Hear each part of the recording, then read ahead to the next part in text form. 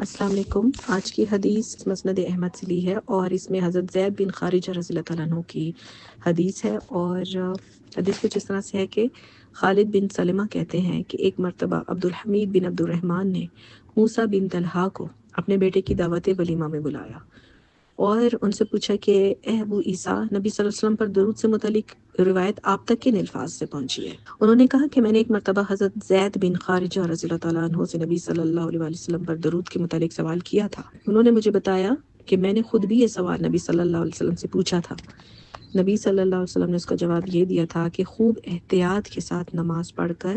یوں کہو، اے اللہ، محمد صلی اللہ علیہ وسلم اور آل محمد صلی اللہ علیہ وسلم پر اسی طرح برکتوں کا نزول فرما جیسے آل ابراہیم پر کیا تھا، بے شک تو قابل تعریف اور بزرگی والا ہے۔ اب اس حدیث میں تین تابعین کا بھی ذکر ہے، خالد بن سلمہ، عبد الحمید بن عبد الرحمن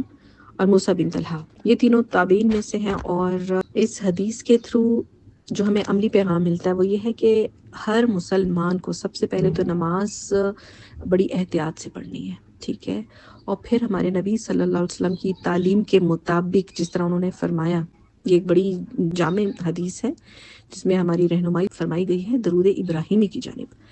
کہ عام ہم نے نماز میں بھی اور عام زندگی میں بھی نبی صلی اللہ علیہ وسلم پر درود پڑھنا ہے، اس کا اہتمام کرنا ہے، درود ابراہیمی کے الفاظ یاد کرنے اور اس نماز کے ساتھ دیگر مواقع پر بھی دہرانے کی ہمیں اس حدیث کے تھرو ترغیب ملتی ہے۔